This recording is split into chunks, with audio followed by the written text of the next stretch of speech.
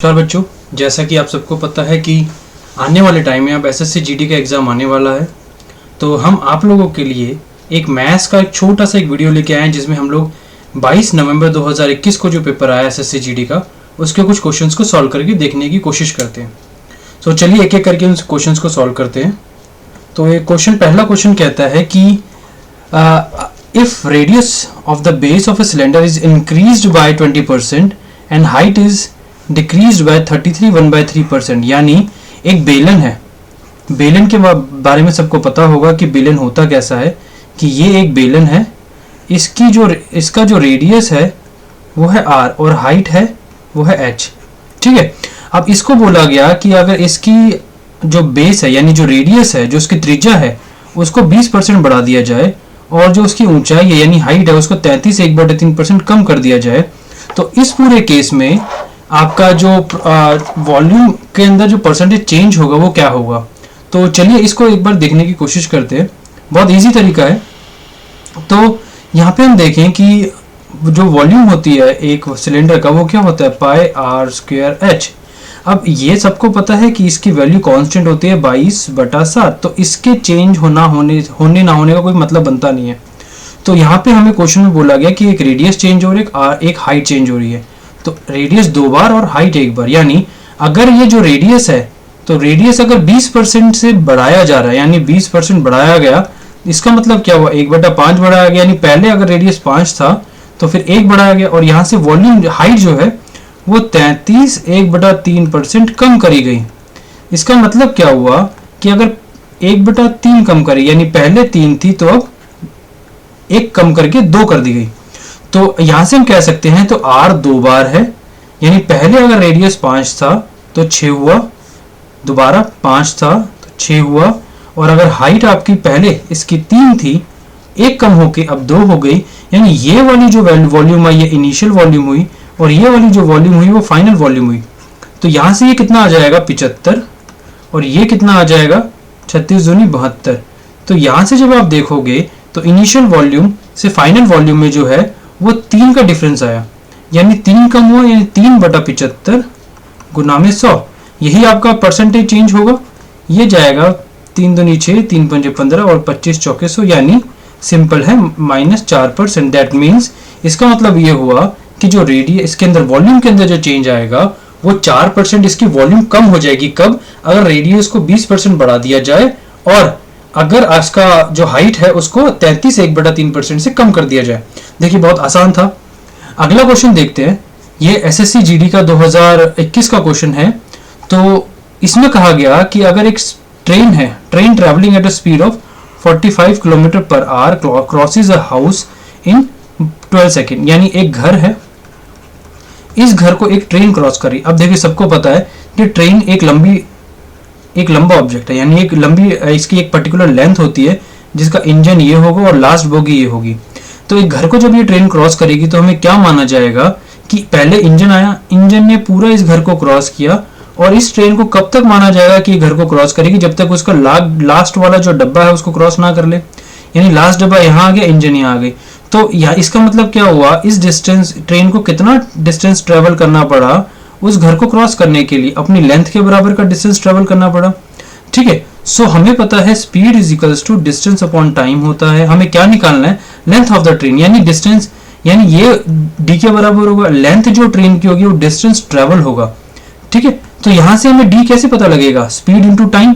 Speed आपको दे रखी है 45 km/h, लेकिन हमें आंसर भी मीटर में बताना है और टाइम भी हमें सेकंड में दिया हुआ है। तो हम इसको मीटर पर सेकंड में कन्वर्ट कर लेते हैं 5/18 से मल्टीप्लाई करके, और इसको टाइम से मल्टीप्लाई करते हैं 12। तो ये हमें दे देगा डिस्टेंस, और जो वही हमारी क्या होगी, लेंथ ऑफ द ट्रेन। ठीक है, तो 6 × 18, 6 दूनी 12, 3 एकम 3, 3 पंजे 15, 15 पंजे 75 दूनी 150। यानी ये क्या हुआ, 150 मीटर की जो लेंथ है ट्रेन ने वो ट्रेवल करी और वही उसका डिस्टेंस ट्रेवल है, वही उसकी लेंथ है। देखिए बहुत आसान है। एसएससी जीडी हालांकि उसका जो पैटर्न है वो बदल चुका है, लेकिन जो क्वेश्चन आएंगे मैथ्स के वो लगभग इसी के पैटर्न के रहने वाले हैं। ठीक है, सो आगे देखते हैं। अगला क्वेश्चन आ गया हमारे पास में, the compound interest on sum of ₹7,500 at 24% पर एनम, यानी चक्रवृद्धि ब्याज के बारे में बात करी गई है कि 7500 रुपए जो है वो 3 महीने के लिए 24% प्रति वर्ष की दर पर दिए जाते हैं किसी व्यक्ति को, और जो उसका इंटरेस्ट है वो मासिक यानी मंथली लिया जाता है। तो उसका चक्रवृद्धि ब्याज क्या होगा? देखिए, अब अगर कहा गया कि जो एनुअल इंटरेस्ट है वो है 24%, अब आपको मंथली इंटरेस्ट अगर निकालना है तो क्या करोगे? एक साल के अंदर कितने महीने होते हैं? 12 महीने। तो अगर 24 को 12 से मैं भाग कर दूं तो क्या वो एक साल का रेट ऑफ इंटरेस्ट हमें दे देगा? बिल्कुल दे देगा। वो कितना हो जाएगा? 2%। अगर हम इसको रेशियो में देखें तो रेशियो में कितना होगा? 1/50। ठीक है, अच्छी बात है। अब देखते हैं कंपाउंड इंटरेस्ट कैसे निकालेंगे। 7500 हमें दे रखा है सम, और 3 महीने के बारे में बात करी गई है। तो इसको बेसिक से अगर हम देखें तो इसको इस तरह से कर सकते हैं, वैसे भी कर सकते हैं 50 51, इसको ऐसे भी कर सकते हैं 50 51 50 51 50 51, ये इनिशियल प्रिंसिपल और ये फाइनल ये अमाउंट। तो लेकिन इसे कैलकुलेशन थोड़ा ज़्यादा हो जाएगी और हमें बताना भी इसको नियरेस्ट 1 रुपी तक है। तो इसको ये वाला मेथड ना यूज़ करके, हम यहाँ पे ये वाला मेथड ना यूज़ करके हम इसको इस तरीके से देखने की कोशिश करते हैं। 1/50 अगर हम इसका करेंगे तो तीनों महीनों के लिए 1/50 1/50 और 1/50, ये क्या आ जाएगा? इसका जो नॉर्मल इंटरेस्ट होगा। और कितना आएगा? ये आ जाएगा आपका 7500 को अगर आप 1/50 करते हो तो 0 से 0 कैंसिल हुआ, 5 एकम 5 5 25 150, यानी 150 आया। ये भी 150 और ये भी 150। अगर ये चक्रवृद्धि ब्याज पूछा होता तो इन तीनों को अगर हम जोड़ देते तो 450 हमारा चक्रवृद्धि ब्याज होता। नहीं सॉरी, अगर साधारण ब्याज पूछा होता तो अगर हम तीनों को जोड़ देते तो 450 हमारा साधारण ब्याज होता। लेकिन हमसे पूछा क्या गया? Compound interest. अब देखिए 450 हमारा क्या है? चक्रवृद्धि ब्याज है, और कंपाउंड इंटरेस्ट यानी 450 हमारा साधारण ब्याज है। और अगर हम चक्रवृद्धि ब्याज के बारे में बात करते हैं तो 450 से कम तो हो ही नहीं सकता। तो एक ये वाला ऑप्शन और ये वाला ऑप्शन तो बिल्कुल ही कैंसिल हो गया। अब हमारे पास 2 चीजें बची हैं। अब यहां से इसका फिर दूसरे महीने के लिए इसका भी हमें ब्याज देखना पड़ेगा, क्योंकि चक्रवृद्धि ब्याज क्या होता है? ब्याज के ऊपर ब्याज होता है। तो इसका भी 1/50 अगर हम देखेंगे तो कितना आएगा? 3। और इस पूरे महीने के लिए, लास्ट वाले महीने के लिए इस पूरे ब्याज को अगर हम जोड़ दें तो कितना है? 303। 303 अगर हम लेते हैं तो वो डेसिमल में वैल्यू जाएगी, लेकिन हमें रुपये तक बताना है तो हम इसको 300 ही लेके चलते हैं। 300 को फिर हम देखेंगे 1/50, वो कितना आएगा? 6, यानी 450 तो ये हुआ, 3 ये हुआ और 6 ये हुआ। 9 इसमें अगर हम जोड़ दें तो क्या आ जाएगा? 459। तो यही हमारा क्या होगा? इसका चक्रवृद्धि ब्याज। ठीक है, समझ में आया? कंपाउंड इंटरेस्ट बहुत आसान कंसेप्ट है, बहुत लोग बच्चे इससे डरते हैं, लेकिन इसमें ऐसा कुछ भी नहीं है। बहुत सारे तरीके हैं एक ही क्वेश्चन को सॉल्व करने के। इस तरीके से भी हो सकता था ये क्वेश्चन, लेकिन फिर इसमें कैलकुलेशन में कहीं ना कहीं आप फंसते। हमें टाइम बचाना था इसमें। ठीक है, आगे देखते हैं। अब देखिए ये क्वेश्चन क्या कहता है। ये एक इसमें कह रहा है कि a + b - c, b + c - a + c - b, इनका रेशियो 4:5:9 में हमें दे रखा है। ठीक है, और हमें a - b, c - b और c - a बताना है। अब देखिए ये पूरे रेशियो के अंदर a b c और a b c ये तीनों में दे रखा है। तो क्या हम ऐसा कर सकते हैं कि एक बार 4 ये वाली बड़ी वैल्यू है तो इसमें से इसको माइनस करके देखें। यानी पहले बारे में अगर हम देखें तो b + c - a + b - c, तो इसको जब करेंगे हमें किसके बराबर आना चाहिए? 5 - 4 यानी 1 आना चाहिए। तो जब हम इसको करेंगे तो b + c - a b + c बराबर 1। ठीक है, यहाँ से b से b कैंसिल हो गया। यहाँ से आपके पास क्या आया? 2c - 2a = 1, यानी c - a = 1/2। चलिए पहली वैल्यू तो ये आ गई। एक बार जरा इससे इसको माइनस करके देखते हैं। ठीक है, सो यहाँ से अगर हम देखें तो ये आ जाएगा a + c - b b, मैं पूरा ब्रैकेट खोल के ही लिख रहा हूँ, -c + a = 9 - 5, दैट मीन्स 4। तो यहाँ से क्या आएगा? आपका कौन सा कैंसिल हो रहा है? यहाँ से यहाँ आपका c कैंसिल हो रहा है, c से c आपका कैंसिल हो गया। तो यह है आपके पास में 2a - 2b = 4, यानी a - b = 2। ठीक है, इतनी बात, a - b = 2 आ गया। अब देखिए हमसे a माइनस बी, यानी a माइनस बी जो भी होगा वो 2 का मल्टीपल होगा, यानी ये वाला ऑप्शन और ये वाला ऑप्शन तो वैसे ही कैंसिल हो गया। अब इसमें से और इसमें से कोई एक हमारा आंसर ठीक हो सकता है। तो अब जो c माइनस है, c माइनस है 1/2 है, 1/2, चलिए फिर भी हम, मेरे हिसाब से ये वाला आंसर ठीक होना चाहिए, क्योंकि लास्ट में c माइनस ए में एक यहाँ आ रहा है, और अगर हो सकता है बीच में कुछ और हो सकता हो, ताकि एलसीएम लेने के बाद में यहाँ पे 5 आ सकता हो, तो हमें रिस्क लेने से बेटर एक बार और इसको करके देख लेते हैं। अब हमने इसको इससे कर लिया, इसको इससे कर लिया, एक बार इसको इससे करके देखते हैं। सो यहाँ पे क्या आएगा, a plus C minus B, पूरा ब्रैकेट में खोल के कर रहा हूँ, minus A minus B plus C equals to 5। 5 कैसा है, 9 माइनस 4, ये वैल्यू कैसे है 9 माइनस 4, हमें 5 मिल गया। तो यहाँ से हम क्या कर सकते हैं, यहाँ से क्या कौन सा कैंसिल हो रहा है, यहाँ से a से a कैंसिल हो रहा है, ठीक है। तो 2c minus 2b equals to 5, यानी c minus b equals to 5/2। अब जरा इन तीनों को एडजस्ट करें तो यहाँ से आएगा a माइनस बी, ठीक है, और आएगा फिर c माइनस बी और फिर c माइनस a। तो ये हमारे पास क्या वैल्यू आएगी, 2 ratio c minus B 5/2 ratio c minus a 1/2। अब इसको जो हम कैलकुलेट करेंगे 4:5:1, देखिए वही आंसर आया, यानी हमारे पास में यही इसका करेक्ट ऑप्शन रहेगा। ठीक है, बहुत आसान है ये, ज़्यादा कोई लंबे चौड़े क्वेश्चन नहीं है, बहुत इजीली आप इन क्वेश्चंस को सॉल्व कर सकते हो। तो आगे देखते हैं। अब देखते हैं दोस्तों, ये क्या कह रहा है कि एक मिक्सचर है, एक मिश्रण में अल्कोहल और पानी का अनुपात 3:4 है, ठीक है। 8 लीटर पानी मिलाने पर अल्कोहल का पानी से अनुपात 5:8 हो जाता है। मिश्रण की मूल मात्रा लीटर में क्या होगी। बहुत आसान क्वेश्चन है, कुछ नहीं है इसके अंदर। अगर हम एक मिक्सचर के बारे में बात करें, मिक्सचर क्या होगा, 2 या 2 से ज्यादा पदार्थों से मिलाकर अगर कोई कोई चीज बनाई जाती है उसको मिक्सचर कहा जाता है। 2 या 2 से ज्यादा चीजों से मिलाकर अगर किसी चीज को बनाया जाता है तो उसको मिक्सचर कहा जाता है। यहाँ पे मिक्सचर किस चीज का हो रहा है, अल्कोहल का हो रहा है और एक वाटर का हो रहा है। सो अल्कोहल और वाटर, यानी इनिशियल जो इनका रेशियो था वो था 3:4, और जो इनका जो पानी मिलाने के बाद में जो रेशियो हुआ अल्कोहल का वाटर से, वो बना, फाइनल जो रेशियो बना वो बना 5:8। अब इस क्वेश्चन के अंदर देखने वाली बात यह है कि अल्कोहल की क्वांटिटी में चेंज आया, कुछ कोई चेंज नहीं आया। क्वांटिटी में किसकी चेंज आया, पानी की क्वांटिटी में चेंज है, वाटर की क्वांटिटी में चेंज है। क्यों, 8 लीटर पानी उसमें जोड़ा गया, 8 लीटर पानी उसमें जोड़ा गया, ठीक है। सो अल्कोहल की क्वांटिटी में कोई चेंज नहीं है, तो हम क्या कर सकते हैं इसके लिए कि ये जो अल्कोहल का रेशियो है इसको इक्वेट कर दे, इक्वल बना दे। कैसे, इसको मल्टीप्लाई कर दे पूरे को, रेशियो को 5 से, और इस पूरे रेशियो को मल्टीप्लाई कर दे 3 से। तो ये हमारे पास क्या आएगा, 15:20, या और ये क्या आएगा 15:24।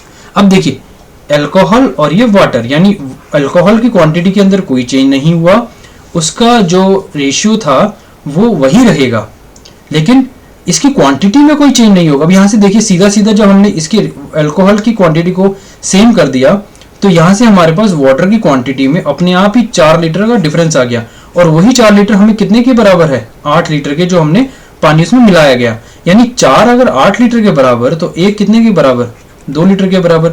और ये वाला हमारा इनिशियल था, वो अगर 15 और 20 को ऐड करोगे, 15 और 20 को ऐड करोगे तो कितना हो जाएगा 35। अगर एक हमारा 2 लीटर के बराबर तो 35 कितने के बराबर भाइयों, 35 हो गया 70 लीटर के बराबर, ठीक है। तो यानी इनिशियल जो क्वांटिटी है वो इनिशियल क्वांटिटी क्या है हमारे पास में, 70 लीटर। बहुत आसान क्वेश्चन है, कुछ नहीं था इसके अंदर। अगला क्वेश्चन देखते हैं। अब क्वेश्चन कहता है x takes twice as much time as y, यानी अगर टाइम और वर्क का क्वेश्चन है ये, यानी कहा जा रहा है कि x जो है वो दुगना टाइम ले रहा है y से, and 3 times thrice as much time as z, और 3 गुना टाइम ले रहा है z से, ठीक है। To finish a job working all together they can finish it in 2 days, यानी तीनों मिलकर अगर ये काम करें तो उस पूरे काम को वो 2 दिन के अंदर पूरा काम को खत्म कर सकते हैं। हमें बताना है कि अगर y अकेला, बेचारा अकेला काम कर रहा होता तो उसको कितना टाइम लगता है इस पूरे काम को खत्म करने के लिए। इतनी बात क्लियर है। सो अब देखिए ये हमें रेशियो दिया हुआ है। अब रेशियो प्रोपोर्शन में हमें पता होगा जब ऐसे रेशियो दिया होता है तो x:y:z, इसका हमारे पास क्या रेशियो आता है 1, 1/2, 1/3। जब इसको सॉल्व करेंगे तो हमारे पास क्या रेशियो आएगा 6, 3, 2। ये हमारे पास क्या है, ये है नंबर ऑफ डेज। ठीक है, हमें क्या निकालना होता है, जब हमें वर्क निकालना होता है कि ये कितना काम करेगा, इनका एक दिन का काम, जिसको हम एफिशिएंसी भी कहते हैं कि एक दिन में कोई व्यक्ति कितना काम कर सकता है। तो अगर हम एफिशिएंसी की बात करते हैं तो एफिशिएंसी क्या आ जाएगी 1/6। ये तो पता होगा efficiency 1 by number of days होता है 1/2। तो इसका रेशियो कितना आ जाएगा जब हम सॉल्व करेंगे, यहाँ आ जाएगा 1, ये आ जाएगा 2 और ये आ जाएगा 3। ठीक है, अब ये कहा गया कि इनकी एफिशिएंसी यानी अगर x अगर एक दिन में काम करता है तो 1 यूनिट कर पा रहा है, y जो है 2 यूनिट कर पा रहा है, c जो है 3 यूनिट कर पा रहा है। दूसरे तरीके से अगर हम समझे, अगर इनको किसी ईंट बनाने के कारखाने में काम कराया गया तो जो x है वो एक दिन के अंदर 1 ईंट बना पाएगा, बड़ा सुस्त है। y जो है वो एक दिन में 2 ईंट बना पाएगा और z जो होगा वो एक दिन में 3 ईंट बना लेगा। यानी सबसे ज्यादा एफिशिएंट कौन है, z है सबसे ज्यादा एफिशिएंट। ठीक है, अब ये कह रहा है कि अगर इनका एक दिन का काम ये है तो जितना भी काम इनको दिया गया है वो दो दिन के अंदर पूरा कर लेते हैं। यानी 1 + 2 + 3 कितना हुआ 6, टोटल कितना हुआ 6 और कितने दिन में पूरा हो रहा है 2, यानी टोटल काम कितना था 12 यूनिट काम था टोटल। अब इस 12 यूनिट काम को किसको करना है, अकेले y को करना है। तो y इस 12 यूनिट काम को कितने दिन में कर लेगा, वो 6 दिन में इस काम को पूरा कर लेगा। 12/2 यानी 6 दिन में इस काम को पूरा कर लेगा, कुछ नहीं है इसके अंदर। अगला देखते हैं। अब कहा गया इस क्वेश्चन के अंदर कि an iron is bought for ₹210, 210 रुपए में लोहा खरीदा गया। डिसाइड इट्स MRP, यानी हमें जो इसका मार्क्ड प्राइस है वो हमें बताना है, ताकि इसके ऊपर डिस्काउंट जब दिया जाए 5% का, डिस्काउंट देने के बाद भी 90% का इसके ऊपर हमें फायदा हो। अब देखिए प्रॉफिट एंड लॉस का क्वेश्चन है जिसमें डिस्काउंट का भी कंसेप्ट आ रहा है। तो आपको पता होगा कि कॉस्ट प्राइस के ऊपर जब प्रॉफिट जोड़ा जाता है या लॉस माइनस किया जाता है तो हमारे पास सेलिंग प्राइस आता है। ठीक है, और वहीं अगर हम मार्क्ड प्राइस किसके ऊपर मार्क किया जाता है, मार्क किया जाता है कॉस्ट प्राइस के ऊपर। मार्क प्राइस को इन जनरल अगर बाय डिफॉल्ट की बात करें तो मार्क प्राइस के कॉस्ट प्राइस के ऊपर मार्क प्राइस को कॉस्ट प्राइस का कुछ % उसको मार्क किया जाता है। ठीक है, सो अब मार्क जो डिस्काउंट की बात करेंगे तो डिस्काउंट किस पे दिया जाता है, डिस्काउंट हमेशा मार्क प्राइस पे दिया जाता है। और डिस्काउंट देने के बाद हमें क्या वैल्यू मिलती है, वो हमें सेलिंग प्राइस मिलता है। यानी जब डिस्काउंट दिया जाएगा मार्क प्राइस के ऊपर तो हमें क्या मिलेगा, सेलिंग प्राइस। अब देखिए पूरा चैप्टर इसके इर्द गिर्द घूमता है। ये जो पूरा ये डायग्राम है इसी के इर्द गिर्द ये प्रॉफिट लॉस एंड डिस्काउंट का पूरा चैप्टर घूमता है। आपको पता होना चाहिए किसके ऊपर क्या दिया जाता है, फिर ये चैप्टर कुछ भी मुश्किल नहीं है। अब कहा गया कि एक आयरन खरीदा गया 210 रुपए में। ठीक है, उसको MRP तय करनी है हमें, ताकि डिस्काउंट अगर 5% दिया जाए तो उस पर 90% का प्रॉफिट हो। कॉस्ट प्राइस है, सीधा अगर हम इसका 90% निकाल लें, 90% अगर हम निकाल ले 210 का, ठीक है, वो कितना आ जाएगा 179 नहीं 89 179 189। ठीक है, सो 189 इसका क्या आया प्रॉफिट रुपीज में, 90% का प्रॉफिट हो रहा है ना। तो 210 के ऊपर 90% का प्रॉफिट होना चाहिए, क्योंकि प्रॉफिट किसके ऊपर निकाला जाता है, हमेशा कॉस्ट प्राइस के ऊपर। तो जब 210 के ऊपर 90% का प्रॉफिट निकाला गया तो हमारे पास प्रॉफिट कितना आया 189। अगर मैं 210 के अंदर अगर 189 में जोड़ देता हूं तो हमें क्या मिलेगा 399। ठीक है, ये हमारा क्या होना चाहिए, ये हमारा होना चाहिए सेलिंग प्राइस। कितना होना चाहिए 399। अब हमें क्या बताना है, मार्क प्राइस तय करना है। डिस्काउंट कितना दिया जा रहा है 5% का डिस्काउंट दिया जा रहा है। अगर देखिए अगर मैं कहता हूं कि हमारे पास जो मार्क प्राइस था वो 100 था, तो 5% का डिस्काउंट अगर इस पे दिया जाता है तो सेलिंग प्राइस कितना हो जाएगा 95 आ गया। ठीक है, अब 95 की वैल्यू अगर हमें 399 दी हुई है तो हमें 100 की वैल्यू ही तो बतानी है, मार्क प्राइस ही तो बताना है। तो 100/95 गुना 399। ठीक है, कोई दिक्कत नहीं है। अब इसको 5 से अगर मैं डिवाइड करता हूँ, 5 एकम 5, 5 नी 45 और 5 दूनी 10, 20 यहाँ आया, 19 दूनी 38 और 19 एकम 19। ये आपके पास मार्क प्राइस कितना आ गया 21 को जब 20 से गुना करोगे तो आएगा आपके पास में 420। सिंपल, इसमें कोई भी मुश्किल वाली बात नहीं है। तो प्रॉफिट एंड लॉस का आई थिंक कंसेप्ट क्लियर हो गया होगा कि किस तरह से हम लोग प्रॉफिट किसके ऊपर लेते हैं, डिस्काउंट किसके ऊपर लेते हैं, और जब प्रॉफिट के ऊपर जब प्रॉफिट कॉस्ट प्राइस पे लिया जाता है तो हमें सेलिंग प्राइस देता है, मार्क प्राइस पे जब डिस्काउंट लगाया जाता है तो हमें वो सेलिंग प्राइस देता है। दोनों चीज़ों से हमें सेलिंग प्राइस मिलता है। ठीक है, अब अगला क्वेश्चन अगर हम देखें इसमें, अब देखिए एवरेज का क्वेश्चन है। अब बहुत लोग इसको अलग तरीके से क्वेश्चन को करते हैं, जरा यहाँ करके देखने की कोशिश करते हैं। Average of the marks scored by Amit in 5 subjects is 72। यानी एक अमित है व्यक्ति जिसको 5 सब्जेक्ट में जो एवरेज आ रहा है वो आ रहा है 72। If the average of the marks scored in 3 of these subjects is 70। यानी अगर 5 की जगह अगर 3 सब्जेक्ट के उसके मार्क्स निकाले जाए एवरेज में तो उसके मार्क्स बनते 70। Then what is the average of the marks in the remaining subjects. यानी कौन से सब्जेक्ट्स बच गए, 2 सब्जेक्ट्स बच गए जिसका इसका एवरेज मार्क्स निकालना होगा। सबसे पहली चीज हमें एवरेज समझने की जरूरत है। बच्चों एवरेज होता क्या है? एवरेज होता है कि हमें बराबर बनाना है, सबको समान बनाना है। ठीक है, समान कैसे बनेंगे? किसी के पास ज्यादा है, किसी के पास कम है, ज्यादा वाला कम को दे देगा तो यहाँ पे आ जाएगा, और वो जो ज्यादा जिसने दिया वो कम वाला ले लेगा, वो ऊपर आ जाएगा, और सारे एक ही लाइन में आके खड़े हो जाएंगे। ठीक है, ये होता है एवरेज का एक्चुअल मतलब। ठीक है, सो अगर मैं यहाँ बात करता हूँ कि 5 लोगों के 5 सब्जेक्ट में अमित के 72 मार्क्स है, यानी इसका कहने का मतलब है 5 सब्जेक्ट है जिसमें उसके 72 और 72 कितने हो गए? ये 6 हो गए, एक ज्यादा हो गया। ये 72 इस तरह से अमित के मार्क्स आए हैं।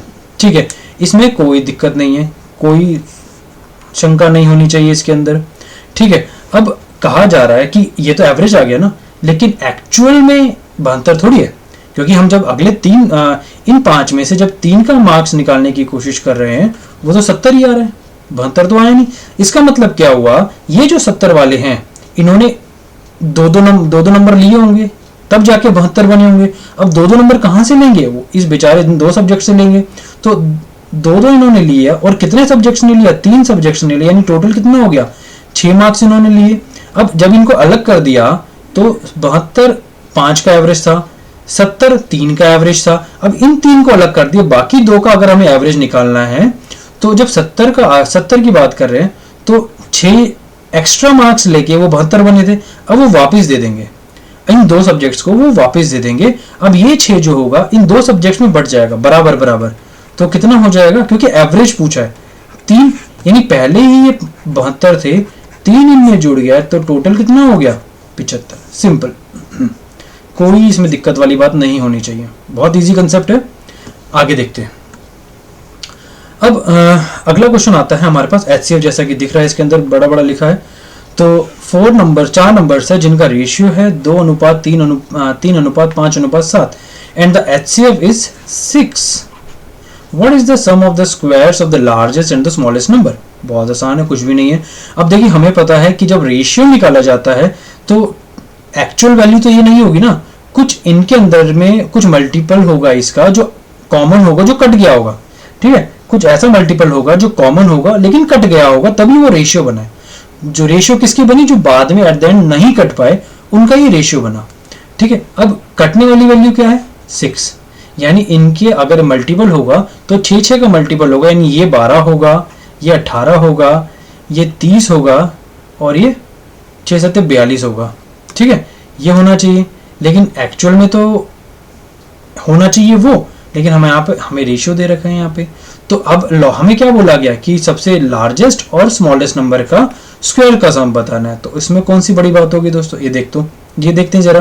तो सबसे छोटा कौन सा है? 2, 6 से मल्टीप्लाई कर दो 12 आ गया, यानी पहला नंबर कौन सा? वो 12। सबसे बड़ा कौन सा है? 7, 6 से मल्टीप्लाई कर दो कितना आ गया? 6 7 42 आ गया। इसका स्क्वायर कितना होता है? 144। इसका स्क्वायर कितना होगा? 42 को 42 से मल्टीप्लाई करोगे जो भी है लास्ट में 4 आएगा। ठीक है, अब यहाँ से आप देख सकते हो कि 4 × 4 8 होता है। 8 और किसी के यूनिट प्लेस में आ रहा है? नहीं आ रहा, तो यही इसका आंसर होगा। नहीं है समझ नहीं, अगर भरोसा है तो आप मल्टीप्लाई करके देख लो।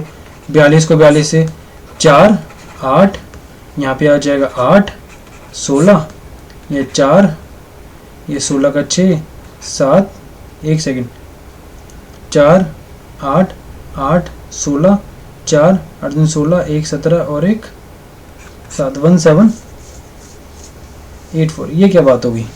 1 सेकेंड।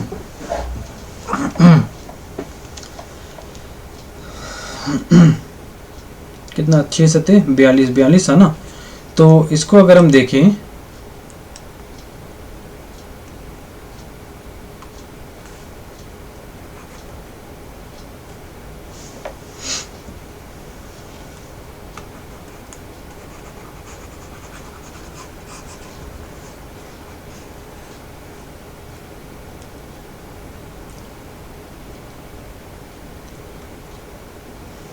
चलो अगर नहीं भरोसा है तो इसको देखते हैं।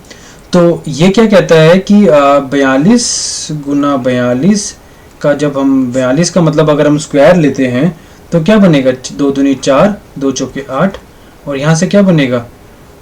4 दूनी 8 और 4 चौक 16।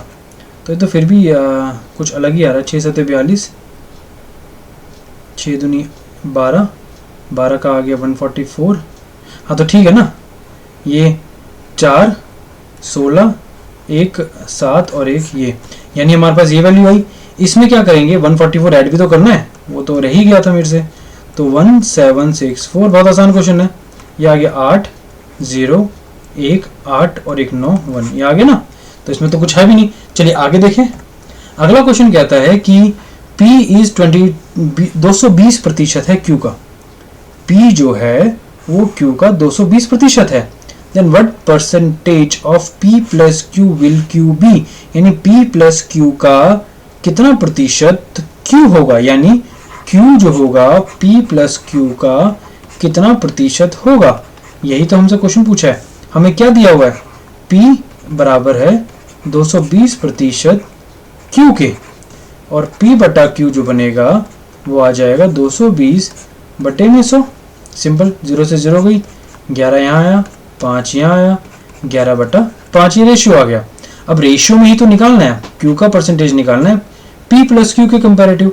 तो Q कितना है? 5, P प्लस Q कितना है? ये कितना हो जाएगा? 16। ठीक है, अब इसका परसेंटेज निकाल ले, गुना 100 कर देते हैं। इसमें कौन सी बड़ी बात है दोस्तों यार। चलो इसको देखते हैं। 4 चौक 16, 4 दूनी 10 25 आ गया। 25 पंजे 125, 125 को 4 से भाग करेंगे तो कितना बनेगा हमारे पास में? 125 को 4 तिये 12, 4 एकम 4, और तो कोई ऑप्शन नहीं है, पॉइंट्स में आएगा। आगे जाने की जरूरत नहीं है, सिंपल यही आंसर हुआ। ठीक है, आगे देखते हैं। आगे ये क्वेश्चन देखिए। अब इस क्वेश्चन में आपको पता होगा ये हमें इसकी वैल्यू बतानी है, इस पूरे टर्म की हमें वैल्यू बतानी है। देखिए ये क्वेश्चन करने का तरीका क्या होता है, इसको क्वेश्चन को सॉल्व किया जाता है बोर्ड मास के तरीके से। बोर्ड मास, बोर्ड मास का मतलब है सबसे पहले ब्रैकेट को सॉल्व करेंगे, फिर ऑफसेट ऑफ को सॉल्व करेंगे, फिर डिवाइड को सॉल्व करेंगे, फिर मल्टीप्लाई आएगा, फिर एडिशन आएगा, फिर सब्ट्रैक्शन आएगा। ठीक है, तो एक एक करके, क्योंकि ये 2 ब्रैकेट हमें दे रखे हैं, तो एक एक करके पहले ब्रैकेट को सॉल्व करते हैं। तो ब्रैकेट में क्या देख सकते हैं हम, इसकी वैल्यू अगर हम देखें तो चलो यहाँ देखते हैं। यह आ जाएगी 2 बटा 5, ऑफ का मतलब मल्टीप्लाई, 7 दूनी 14 और 1 15, 15 बटे में 2 भाग 4 दूनी 8 और 1 9 बटा 4। ठीक है, तो ये आ जाएगा 3 पे जाएगा, ये 2 से 2 कट जाएगा।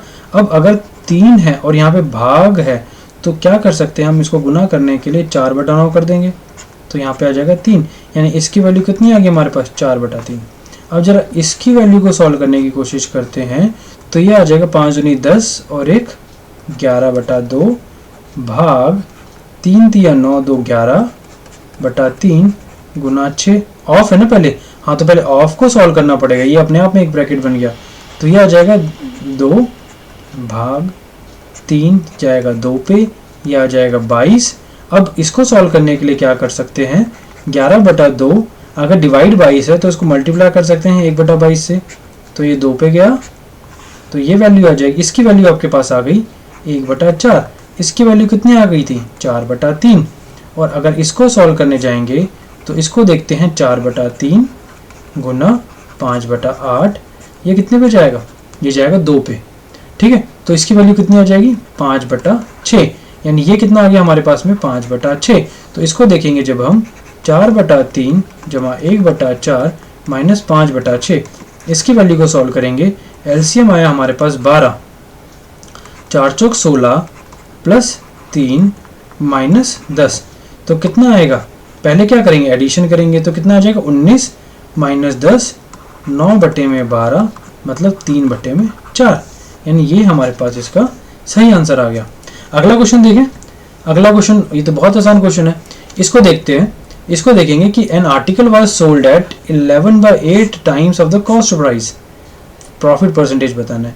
दोस्तों हमें बोला क्या है यार, इसमें बोला गया है आर्टिकल जो सोल्ड किया गया यानी सेलिंग प्राइस जो है वो 11/8 है कॉस्ट प्राइस का, यानी selling price upon cost price is equals to 11/8। Selling price मतलब विक्रय मूल्य और कॉस्ट प्राइस मतलब क्रय मूल्य। विक्रय मतलब बेचा गया, क्रय मतलब खरीदा गया, यानी अगर 8 रुपये में खरीदा था तो 11 रुपये में बेच दिया। इन दोनों का डिफरेंस कितना हुआ 3 का, और 3 का डिफरेंस हुआ यानी प्रॉफिट हुआ, कितने के ऊपर प्रॉफिट हुआ 8 के ऊपर प्रॉफिट हुआ। अब हमें परसेंटेज में हमने पढ़ा है, परसेंटेज की जो टेबल होती है 1/8 की वैल्यू होती है इसमें 12 1/2%। अगर हम इसको 3 से मल्टीप्लाई कर दें, 3/8 करें तो कितना हो जाएगा 12 3 36, 3 यानी 37 1/2%। सिंपल आ गया, इसमें कोई भी दो राय नहीं है, यहाँ पे ये आ गया। ठीक है, अगला देखते हैं। अब ये क्वेश्चन देखते हैं। ये क्वेश्चन कहता है कि in a transaction the profit percentage is 48% of the cost, यानी एक कोई पर्टिकुलर ट्रांजैक्शन होती है, कोई लेन देन होता है जिसके अंदर जो प्रॉफिट होता है वो कॉस्ट का 48% होता है। ठीक है, और if the cost further increases by 20%, यानी अगर कॉस्ट को 20% फिर आगे बढ़ाया गया, सेलिंग प्राइस उतना का उतना ही रहता है। ठीक है, तो how much is the decrease in the profit percentage, obviously decrease होगा। तो यहाँ इसको हिंदी में भी एक बार मैं बताना चाहूँ, अगर जो बच्चों को समझ में नहीं आया। एक लेन देन हो रहा है बच्चों इस चीज़ के, इस पूरे क्वेश्चन के अंदर कॉस्ट प्राइस और सेलिंग प्राइस, बस इन दोनों के इर्द गिर्द पूरी कहानी घूम रही है। ये कहा गया कि अगर कॉस्ट प्राइस के ऊपर 48% का प्रॉफिट हुआ है तो सेलिंग प्राइस बना, और अगर लागत में अगर कॉस्ट प्राइस 20% बढ़ जाता तो यानी नया कॉस्ट प्राइस मिलता। तो इस सिचुएशन के अंदर तो अब देखिए कॉस्ट प्राइस बढ़ गया लेकिन हमारी जो खरीद थी वो बढ़ गई, लेकिन हमने जिस रेट में बेचना था वो तो नहीं बढ़ा, वो तो उतना का उतना ही है। तो इसका मतलब क्या हुआ, पहले जो हमें मुनाफा हो रहा था, जो प्रॉफिट हो रहा था, अब उसके कंपैरेटिव अब हमें जो प्रॉफिट होगा वो कम होगा। तो इसको मान के चलते हैं, अगर देखिए पहले कॉस्ट प्राइस 100 था तो सेलिंग प्राइस कितना हुआ 148, अब 20% बढ़ा दी यानी कितना बढ़ गया 120 हो गया कॉस्ट प्राइस। अब यहाँ से लेकर यहाँ तक देखेंगे, अब नया कॉस्ट प्राइस कितना है 120, सेलिंग प्राइस कितना 148, अंतर कितना आया 28 का। ठीक है, 28 का अंतर आया, कितने के ऊपर अंतर आया 120 के ऊपर। यही परसेंटेज प्रॉफिट हुआ बाद का, यानी 0 से 0 कैंसिल कर सकते हैं, 4 3 12, 4 6 24, 4 7 28, यानी आ जाएगा 70/3। ये आया नया परसेंटेज प्रॉफिट। ठीक है, पहले परसेंटेज प्रॉफिट कितना था 48, अब कितना है 70/3। क्या हमसे 70/3 की वाली पूछी? नहीं, हमसे पूछा गया है कि कितना परसेंटेज प्रॉफिट कम होगा, यानी पहले हो रहा था 48%, अब हो रहा है 70/3%, इनका डिफरेंस हमसे पूछा गया है। तो कितना आ जाएगा 8 24, 2 4 12, 14 माइनस 70/3। इसका मतलब हमारे पास क्या आया वैल्यू 74/3, यानी 3 दूनी 6, एक हासिल आया, 3 चौके 12, अभी भी है वैल्यू, और यहाँ से वैल्यू आगे जाएगी तो 24, 0 तो नहीं है, 24.67। सिंपल, कोई दिक्कत नहीं है। उम्मीद करता हूँ आपको इस तरह की चीज़ें समझ में आ रही हैं। तो इसी के साथ आगे बढ़ते हैं। अब देखिए, अब क्वेश्चन क्या कह रहा है इसके अंदर, 60 किलोमीटर प्रति घंटे की गति से चलने वाली 243 मीटर लंबी ट्रेन एक सुरंग को पार करने में 42 सेकंड का समय लेती है। ठीक है, यानी अब एक ट्रेन जा रही है, वो एक सुनसान सुरंग में जाएगी, उसको पार करने के लिए, क्रॉस करने के लिए 42 सेकंड का समय ले रही है एक ट्रेन। सुरंग की लंबाई बतानी है। अब पहले वाले जो अभी हमने क्वेश्चन किया थोड़ी देर पहले, उसके अंदर एक जो ट्रेन थी वो घर को क्रॉस कर रही थी, लेकिन घर का तो देखो कोई होता नहीं है ना, घर का तो कोई हाइट या कोई लेंथ होती नहीं, हाइट तो होती है खैर, लेंथ नहीं होती अगर नॉर्मल घर को देखा जाए। तो इसकी जो ट्रेन की लंबाई हो गई ये हो गई एल, अब टनल की लंबाई हो गई टी।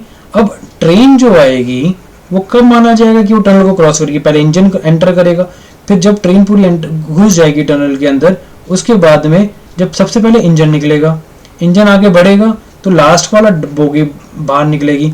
तो यानी ट्रेन ने कितना टाइम लिया या कितना डिस्टेंस ट्रेवल किया उसको, ट्रेन को टनल को क्रॉस करने में। पहले तो ये पूरा टनल के लेंथ चली ट्रेन, उसके बाद में अपनी खुद की लेंथ चली उस टनल को क्रॉस करने के लिए, यानी टोटल डिस्टेंस ट्रेवल कितना आया L प्लस टी।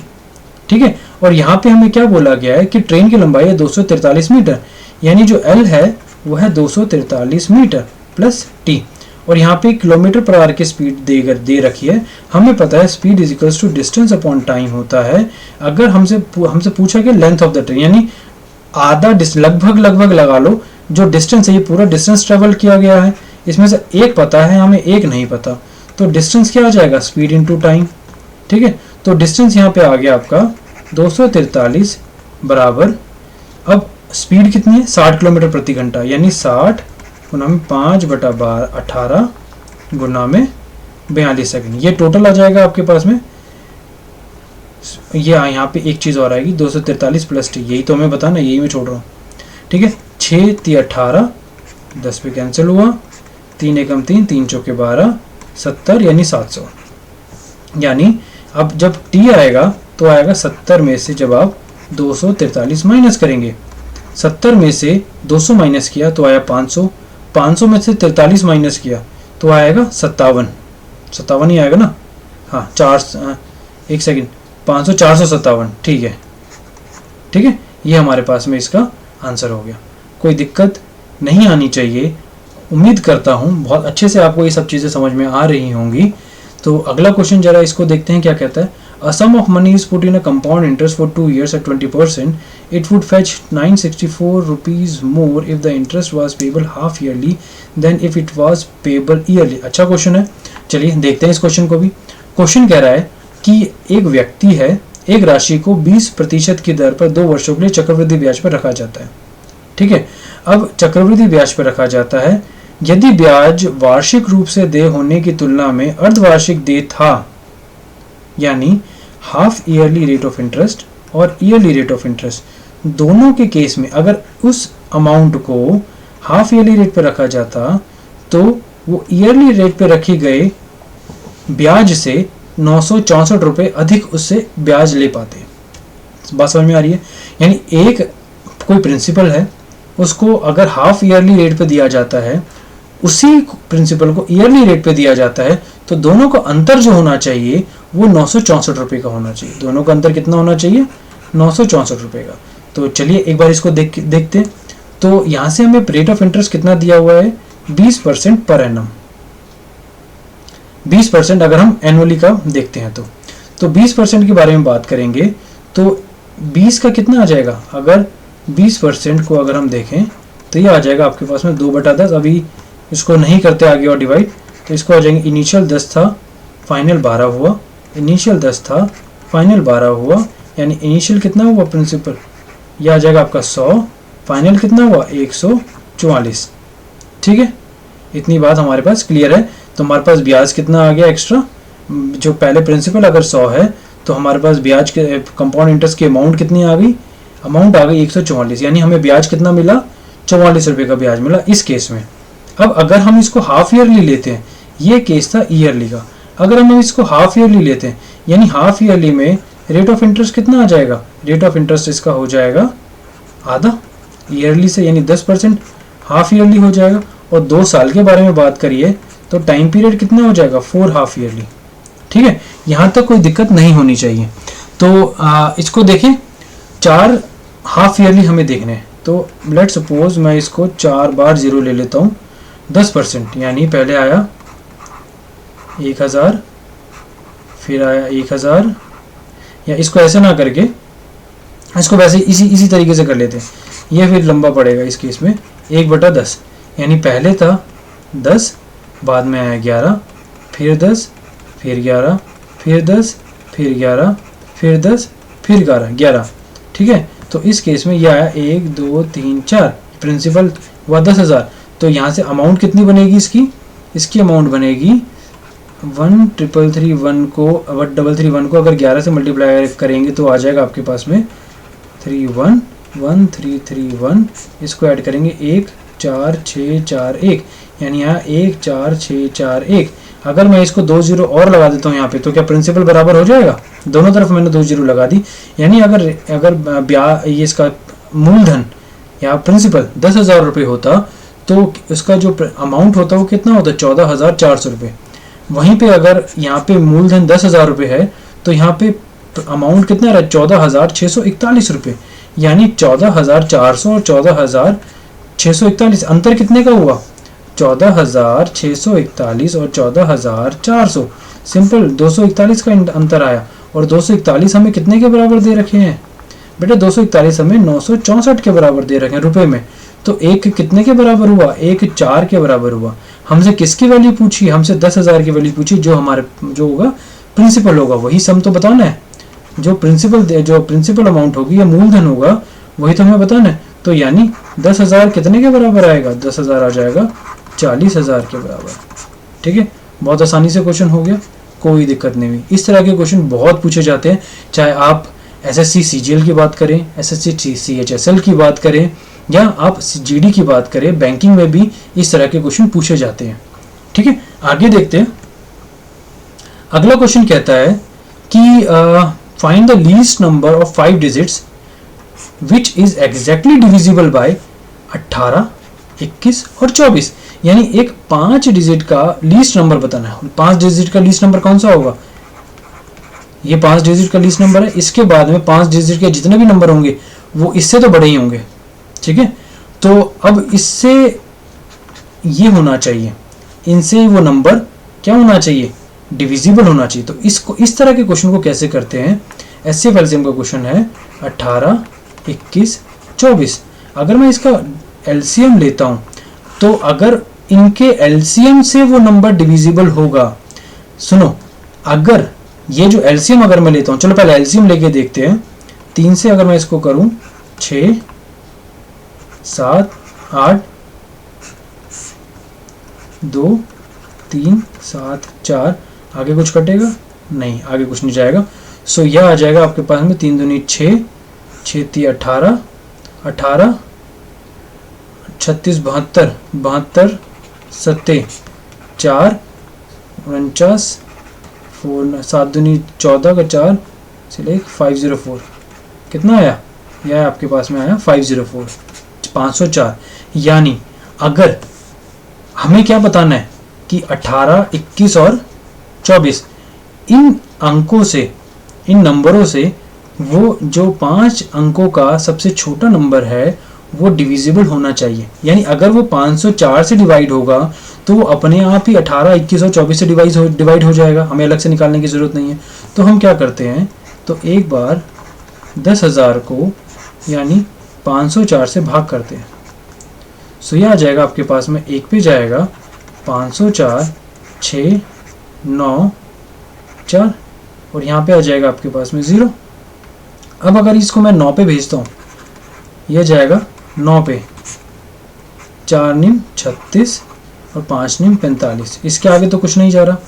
तो यानी इसको मैंने 9 पे मल्टीप्लाई किया, इसके आगे अगर 10 पे लेता हूँ तो 5040 हो जाएगा, जो कि इससे बड़ी वैल्यू हो जाएगी। तो वो वैसे भी डिफरेंस आ जाएगा, लेकिन इसको देखते हैं।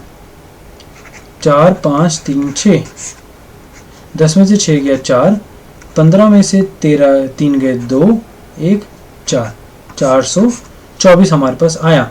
अब देखिए 424 अगर हमारे पास आया तो ये पूरी तरह से भाग कब हो जाता? यानी अगर मैं सिंपल सबसे छोटा अंक तो 5 अंकों का यही है 10,000, अगर इससे एक भी आगे बढ़ता हूँ तो वो 5 अंकों का होगा लेकिन 10,000 से बड़ा होगा, लेकिन वो इन तीनों से भाग नहीं जाएगा। तो अब कौन सी ऐसी संख्या है जो इन तीनों से 18, 21 और 24 से भाग जाए? अब देखिए, अगर मैं कहता हूं कि 424 जो है वो शेष बचा यानी रिमाइंडर आया, अगर मैं 504 में से 424 माइनस करूँ 0, 8, 80 आया। अगर इसमें 80 एक्स्ट्रा होते, 80 और होते तो ये 504 बन जाता। 504 बनते ही पूरी तरह से डिविजिबल हो जाता।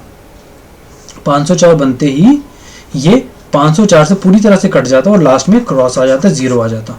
लेकिन आया नहीं, क्यों? क्योंकि 80 कम है। यानी आपने जब इसको 10,000 को डिवाइड किया था, भाग किया था 504 से, उसमें 80 कम थे। यानी 10,000 के अंदर आप 80 और जोड़ दो, वो वैल्यू आ जाएगी जो इन तीनों से वो पूरी तरह से भाग जाएगी। ठीक है, कोई दिक्कत, कोई डाउट नहीं होना चाहिए। नहीं, अगर डाउट हो रहा है तो एक बार इसको दोबारा रिवाइंड करके देख लो, बहुत अच्छे से ये कॉन्सेप्ट क्लियर हो जाएगा। चलो इसको देखते हैं। ये क्वेश्चन कहता है कि 10% ऑफ ए इज बी, यानी 10% ऑफ ए इज बी, यानी a is equals to 10b, या इसको एज इट इज यहीं रहने देते हैं, b is equals to a by 10। ठीक है, b जो बराबर है a बटा 10 के है। हमसे बोला गया है b% ऑफ 20 क्या होगा, b% ऑफ 20 क्या होगा, b% यानी a बटा 10% ऑफ 20। अब आपको पता होना चाहिए कि जो परसेंटेज होता है वो मल्टीप्लिकेशन में a और b के साथ में क्या प्रॉपर्टी होती है उसकी। तो यहाँ से क्या आ जाएगा, इसको सीधा कैंसिल कर सकते हैं, इससे आ जाएगा 2% of a, 2% of a। Simple है, आगे बढ़ते हैं। अगला क्वेश्चन, ये भी उसी तरह का क्वेश्चन अभी थोड़ी देर पहले किया था। यहाँ से देखिए, बोर्ड मास का क्वेश्चन है। बोर्ड मास पहले आएगा डिवाइड, फिर आएगा मल्टीप्लाई, यानी 3/7, इसको गुना करेंगे तो 7/3 गुना 3/7, ये कर सकते हैं, बिल्कुल कर सकते हैं। नीचे भी 3/7 गुना 7, नहीं, अब यहाँ पे पहले इसको डिवाइड ही रहने देंगे क्योंकि ऑफ है, तो ऑफ के लिए यहाँ पे आ जाएगा 9/49 माइनस 9/49। ठीक है, आगे देखते हैं। इसको आगे अगर हम करेंगे तो देखिए 7 से 7 कैंसिल हुआ, इससे ये कैंसिल हुआ, यहाँ बचा 3/7, यहाँ आएगा 3/7 गुना 49/9, ये जाएगा 7 पे, ये जाएगा 3 पे, माइनस 9/49। ये वैल्यू आपके पास में कितनी देगा, ये आ जाएगी 3/7, पूरा भाग करेंगे तो हो जाएगा 7/3 माइनस 9/49, तो ऊपर चला जाएगा तो आ जाएगा 9/49 माइनस 9/49, ये वैल्यू आपके पास में आ गई 0। ठीक है, ये इजी क्वेश्चन होते हैं, कुछ नहीं है इसके अंदर, बहुत इजीली सॉल्व हो जाते हैं। अगला क्वेश्चन कहता है कि what is the difference between the compound interest compounded annually and the simple interest on 5,000 at a rate of 8% per annum for 2 years. 2 साल के बारे में बात कर रहा है। यानी अब देखिए, अगर इसको तो 5,000 के बारे में बात हो रही है। 5,000 का जो है आपका प्रिंसिपल है, 2 वर्षों के लिए 8% प्रति वर्ष की दर से वार्षिक चक्रवृद्धि ब्याज, और 5,000 पर साधारण चक्रवृद्धि ब्याज पर का अंतर क्या है। यानी 5,000 रुपये को अगर साधारण ब्याज पे और चक्रवृद्धि ब्याज पे दिया गया होता तो उन दोनों का जो रेट ऑफ इंटरेस्ट, जो इंटरेस्ट में जो फ़र्क आता, उसके बारे में हमें बताना है। पहला, हम अगर इसको इस तरीके से देखें, जब हमें डिफरेंस निकालना है तो इसका आ जाएगा 8, इसका अगर हम देखें तो 8% किसका, 5,000 का, 2 0 से 2 0 कैंसिल, कितना आया 40, 400, ये भी कितना आया 400।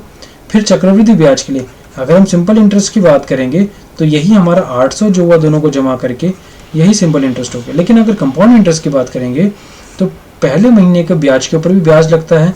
यानी अगर 8/100 गुना 400 अगर हम करें तो यहाँ से क्या आ जाएगा, यह आ जाएगा आपका 32। देखिए सिंपल, यही 32 क्या है आपका चक्रवृद्धि ब्याज, 832 इसका क्या होगा चक्रवृद्धि ब्याज, यानी कंपाउंड इंटरेस्ट वो 832। हम यहीं से बता सकते हैं यही होता है जो कंपाउंड इंटरेस्ट सिंपल इंटरेस्ट का डिफरेंस होता है, और उसकी वैल्यू हमारे पास आ गई 32। सिंपल है, कोई बड़ी बात नहीं है इसके अंदर। अगला क्वेश्चन अगर हम देखें कि x रेशियो 2y दिया हुआ है 4/4:9, यानी इसको कह सकते हैं x/2y इज इक्वल्स टू 4/9 और 2/x इक्वल्स टू 3/4। ठीक है। अगर मैं इसको डायरेक्टली मल्टीप्लाई कर दूँ, इसको इससे और इसको इससे, इजी हो जाएगा क्वेश्चन। यानी x/2y, हमें किसकी वैल्यू बतानी है? हमें y की वैल्यू बतानी है, ठीक है। इसको हम कर देंगे ऐसे, x/2y 2/x equals to 4/9 into 3/4। 2 से 2 कैंसिल हुआ, x से x कैंसिल हुआ, 4 से 4 कैंसिल हुआ, यहाँ पे आया 3। यानी y की कितनी वैल्यू आ गई? सिंपल हमारे पास 3। लो, हो गया। कुछ था इसके अंदर? कुछ भी नहीं था, ठीक है। ये क्वेश्चन का आंसर 3 आ गया। कुछ नहीं है, बहुत इजी हो गया। अगला क्वेश्चन देखते हैं। अब ये क्वेश्चन कहता है यार कि ए, बी और सी 3 लोग हैं, किसी काम को ए, बी और सी 3 लोग हैं, किसी काम को 5 दिन, 6 दिन और 8 दिन में कंप्लीट कर सकते हैं। अगर वो काम एक साथ करते हैं, वो 2950 रुपये उनको मिलते हैं, रुपए में 2950 रुपये उनको मिलते हैं उस काम के लिए। तो अब ये बताने कि बी को कितना मिलेगा। अब अगर टाइम एंड वर्क आपको आता है, आपने पढ़ा हुआ है, तो आपको पता होगा कि जो पैसे के जो डिवीजन होता है वो उनके एफिशिएंसी के बेसिस पे होता है कि वो एक दिन में कितना काम करते हैं, ठीक है। सो एक दिन में कितना काम करते हैं कैसे निकालेंगे? इन सब का आप एलसीएम निकालो। 5, 6 और 8 का एलसीएम आप निकालोगे तो हो जाएगा 2 से अगर हम करते हैं 3, 4, यह आ जाएगा 5 चौक 20, 6 1 5 चौक 20 गुना 6 120। आपका एलसीएम आया 120। यहाँ से अगर हम वन डे वर्क निकालें तो कितना आ जाएगा? 5 दूनी 10, 5 चौक 20, 6 दूनी 12 और 8 एकम 8, 8 पंजे 40, ठीक है। ये आपका ये क्या है? एफिशिएंसी आ गई। यानी अगर 120 यूनिट काम था जिसमें से 24 यूनिट ए कर सकता है एक दिन में, 20 यूनिट बी कर सकता है एक दिन में और 15 यूनिट सी कर सकता है एक दिन में, ठीक है। ये एफिशिएंसी हो गई। अब इन तीनों को अगर हम जोड़ें, उनकी तीनों की एफिशिएंसी के बेसिस पे उनको कितने रुपए मिल रहे हैं? 9 और यहाँ से आ जाएगा 5। यानी उनके एफिशिएंसी की बेसिस पे उनको मिल रहे हैं 295, यानी 2950 रुपये। अगर इसको देखेंगे तो 5 पे जाएगा, 5 25, हाँ ठीक है। एक की वैल्यू आ गई हमारे पास में 50। हमें किसकी वैल्यू बतानी है?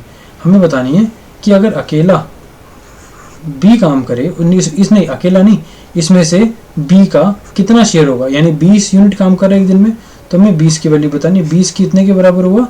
रुपए में। यह अगर 1 50 के बराबर है तो 20 कितने के बराबर? 20 गुना 50। इसका मतलब हुआ 1000 रुपये अकेले बी ले जाएगा, ठीक है। कुछ नहीं है। अगला क्वेश्चन देखते हैं। अगला क्वेश्चन कहता है a trader buys 2 articles A and B for 600 rupees. He sells A, यानी ए और बी को एक ट्रेडर जो है वो सेल करता है, खरीदता है ए और बी को 600 रुपये में, यानी दोनों को 600 रुपये में खरीदता है। ही सेल्स ए एट 20% प्रॉफिट। इसको हमने बेच दिया 20% के प्रॉफिट पे, बी को बेच दिया 10% के लॉस पे, बी को बेच 10% के लॉस पे। इफ ही गेन्स 8% इस पूरे ट्रांजैक्शन के अंदर खरीदा 600 रुपये में और जब बेच रहा है तो उसको 8% का प्रॉफिट हो रहा है। कॉस्ट प्राइस ऑफ ए बताना है, ठीक है। अब देखो, अगर आपको एलिगेशन मिक्सचर का कंसेप्ट पता है तो एलिगेशन मिक्सचर के कंसेप्ट में आप इजीली बता सकते हो कि ये मिक्सचर का कंसेप्ट है, ठीक है। अब ये अगर मिक्सचर का कंसेप्ट है तो इसको एलिगेशन से सॉल्व कर सकते हैं। और ये भी देखते हैं कि बच्चों को डाउट रहता है कि रेशियो क्या आएगा। तो रेशियो क्या आता है दोस्तों कि 20% और 10% प्रॉफिट और लॉस है। प्रॉफिट और लॉस किस पे निकाला जाता है? कॉस्ट प्राइस के ऊपर, यानी 20% पर सीपी यानी 10% पर सीपी। तो रेशियो किसका आएगा? कॉस्ट प्राइस का। सिंपल सी बात है। तो 20% माइनस 10% और यहाँ पे 8% का प्रॉफिट हो रहा है क्योंकि ये मिक्सचर हो गया 8%। यानी यहाँ से क्या होगा?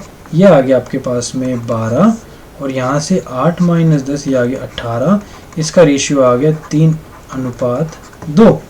12 कैसे आया? ये आया 20 माइनस 8, 20 में से इसको माइनस किया।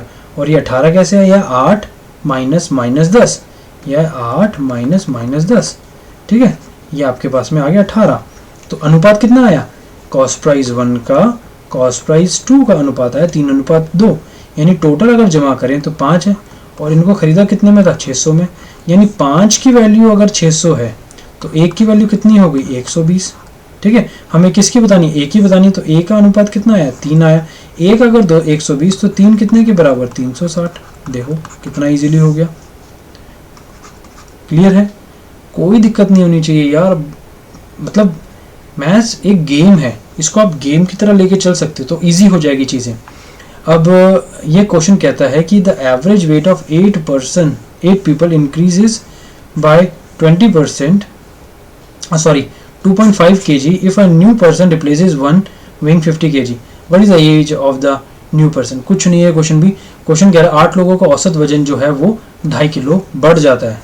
नया व्यक्ति यानी 8 लोगों का औसत वजन 2.5 किलो बढ़ रहा है। अगर एक नया व्यक्ति 50 किलो का वजन वाले व्यक्ति को प्रतिस्थापित करता है, यानी उसको रिप्लेस करता है, यानी अगर नया पर्सन आ रहा है वो रिप्लेस किसको कर रहा है 50 kg वाले व्यक्ति को रिप्लेस कर रहा है, और उसके आने से नए पर्सन के आने से वो रिप्लेस कर रहा है 50 kg वाले व्यक्ति को, उसके आने से अब देखो 2.5 किलो वेट बढ़ रहा है। यानी इसका मतलब क्या हुआ, जो नया पर्सन आया था बच्चों वो 50 किलो से भारी था।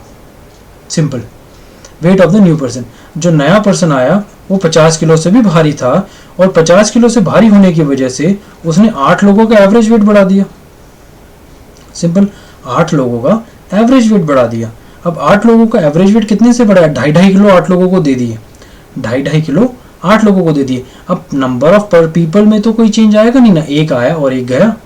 50 किलो वाला गया, 50 किलो से भारी वाला व्यक्ति आ गया, और भारी वाले व्यक्ति के आने की वजह से हर किसी का जो वजन है वो 2.5 किलो बढ़ गया। यानी 8 लोगों का अगर 2.5 किलो वजन बढ़ा तो टोटल वजन कहाँ से आया होगा, ये 2.5 को अगर 8 बनाएंगे तो आएगा कितना 20 आएगा। यानी 20 किलो वजन उस व्यक्ति का ज़्यादा था 50 किलो वजन वाले व्यक्ति से, जो उसने 50 किलो वाले व्यक्ति को रिप्लेस किया। क्यों, क्योंकि ये 20 किलो ही जो था वो रिप्लेस करेगा, वो आगे बढ़ाएगा एवरेज को। अगर ये व्यक्ति भी 50 किलो का होता, अगर ये व्यक्ति भी 50 किलो का होता तो एवरेज में कोई फर्क नहीं आता। ठीक है, लेकिन एवरेज में फर्क आया, 2.5 किलो से एवरेज बढ़ गई। 2.5 किलो से एवरेज क्यों बढ़ी, क्योंकि जो व्यक्ति आया वो भारी था 50 किलो से, और 8 लोगों को 2.5 किलो दिया, दैट मीन्स 20 किलो ज़्यादा था। तो 50 में 20 जोड़ दोगे तो व्यक्ति कितने किलो का था, 70 किलो का था। बहुत इजी हो गया देखो क्वेश्चन। तो चलिए दोस्तों, इतने ही क्वेश्चन थे। उम्मीद करता हूँ आप लोगों को ये पूरा जो पेपर सॉल्व किया है आज हमने अच्छे से समझ में आया होगा। तो आज के लिए इतना ही करते हैं, और भी मैं वीडियोस लाते रहूँगा आगे। रीजनिंग की भी अभी वीडियो आएगी, और जीडी की, CHSL की, CGL मेंस आने वाला है, उसके भी वीडियोस मैं प्रीवियस ईयर क्वेश्चन पेपर लाता रहूँगा। तो जुड़े रहिए, बने रहिए। Thank you.